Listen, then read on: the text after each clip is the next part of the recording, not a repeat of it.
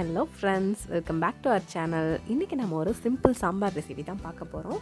இதுக்கு முன்னாடியே நம்ம இன்னொரு சாம்பார் ரெசிபியும் நம்ம சேனலில் பார்த்துருக்கோம்.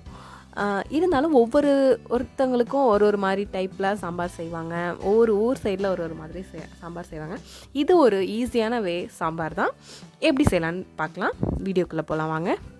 இதுக்கு நான் இப்போது 1 கப் துவரம்பருப்பு எடுத்துருக்கேன். அதை நல்லா அலசி ஒரு குக்கரில் சேர்த்துட்டு 3 கப் தண்ணி சேர்த்துட்டு குக்கரில் 3 விசில் வச்சு எடுத்துக்கிறேன். இப்போ பருப்பு நல்லா வெந்துடுச்சு.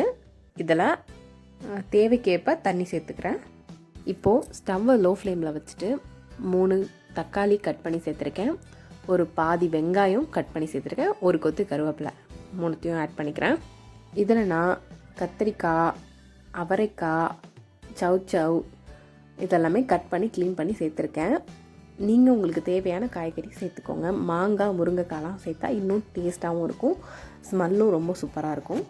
இப்போ இது கூட 1/2 ஸ்பூன் சீரகத்தூள், 1/2 ஸ்பூன் மஞ்சள் தூள், 1 ஸ்பூன் சாம்பார் தூள், 1/2 ஸ்பூன் பெருங்காயத்தூள், தேவையான அளவு உப்பு சேர்த்துக்கிறேன்.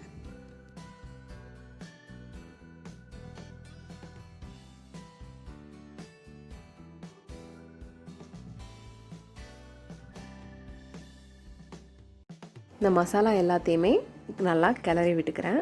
கிளறிட்டு மூடிட்டு ஒரு 10 நிமிஷம் அந்த காய்கறிலாம் வேகிற வரைக்கும் கொதிக்க விடுவோம். நல்லா கொதித்து வரும்போது ஒரு தடவை கரண்டி வச்சு நல்லா கிளறி விட்டுக்கோங்க. இப்போது காய்கறி எல்லாம் நல்லா வெந்து வந்துருச்சு.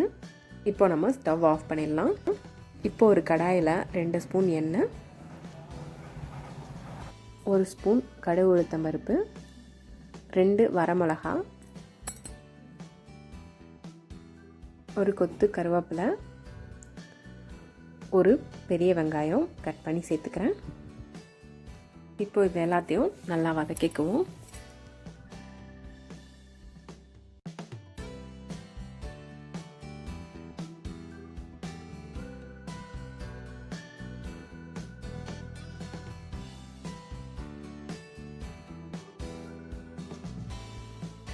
திரும்பவும் கொஞ்சம் பெருங்காயத்தூள் சேர்த்துக்கிறேன்.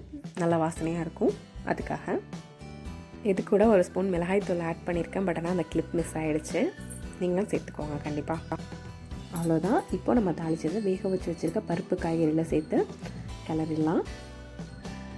அவ்வளோதான் ஃப்ரெண்ட்ஸ், ரொம்பவே டேஸ்டியான சாம்பார். அதுவும் ரொம்ப சிம்பிளாக எப்படி பண்ணுறதுன்னு பார்த்துட்டோம். கண்டிப்பாக இது உங்களுக்குலாம் பிடிச்சிருக்குன்னு நம்புகிறேன். மறக்காமல் நம்ம சேனலுக்கு சப்ஸ்கிரைப் பண்ணுங்கள், லைக் பண்ணுங்கள், ஷேர் பண்ணுங்கள். சாம்பார் எப்படி இருந்துச்சுன்னு செஞ்சு பார்த்துட்டு கமெண்ட் பண்ணுங்கள்.